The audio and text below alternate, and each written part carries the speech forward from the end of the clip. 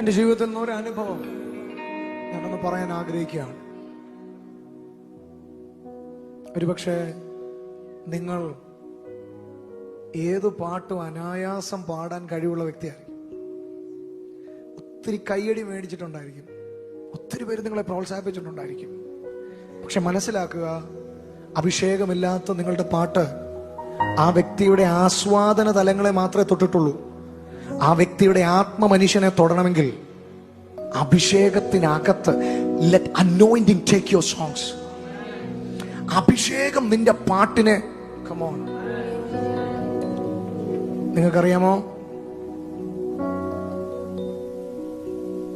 ഈ ബഹിരാകാശത്ത് വിക്ഷേപിക്കുന്ന പേടകങ്ങൾ, അവിടുന്ന് വിടുന്ന റോക്കറ്റ്, ശരിക്കും റോക്കറ്റ് ഈ പേടകത്തെ ചുമന്നുകൊണ്ടു പോകുന്നതാണ്.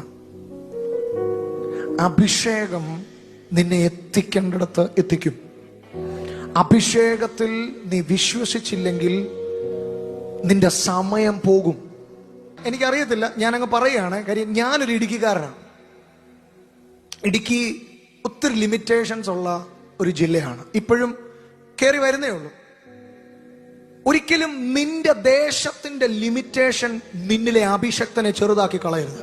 എനിക്കറിയത്തില്ല ഇതിനകത്ത് നിൽക്കുന്ന ആരോടാ ഞാനത് പറയുന്നതെന്ന്. നീ ഒരു തിരുവനന്തപുരംകാരനായി പോയി എന്ന് ചിന്തിച്ച് നീ ഒതുങ്ങരുത്. നിന്റെ മേൽ കിടക്കുന്ന അഭിഷേകം ഭൂഖണ്ഡങ്ങളെ കീഴ്മേൽ മറിക്കാൻ കഴിവുള്ളവനാണ്. നിന്റെ ആദരം കർത്താവിന് കൊടുത്താൽ, നിന്റെ സമയം കർത്താവിന് കൊടുത്താൽ, പരിശുദ്ധ ആത്മാവ് അഭിഷക്തന്മാരിലൂടെ നിന്നെ നോക്കി, നിന്റെ കുഞ്ഞുങ്ങളെ നോക്കി പറയുന്നത് പച്ചയ്ക്ക് വിശ്വസിച്ചാൽ, ഞാൻ പറയുന്നു, ചില വർഷങ്ങൾ കഴിയുമ്പോ പരിശുദ്ധ ആത്മാവ് നിന്നെ കരങ്ങളിൽ എടുക്കും, നിന്റെ മക്കളെ കരങ്ങളിൽ എടുക്കും. ആമേൻ. അടുത്ത കാലഘട്ടത്തിൽ ഒരു ലിസ്റ്റ് സ്വർഗം ഇടുമ്പോ മറക്കാൻ കഴിയാത്ത പേരുകളായി നിന്റെ മക്കളുടെ പേരുകൾ അതിനകത്ത് ഇടം പിടിക്കും. വിശ്വസിക്കുന്നവർ കരങ്ങളെ തട്ടി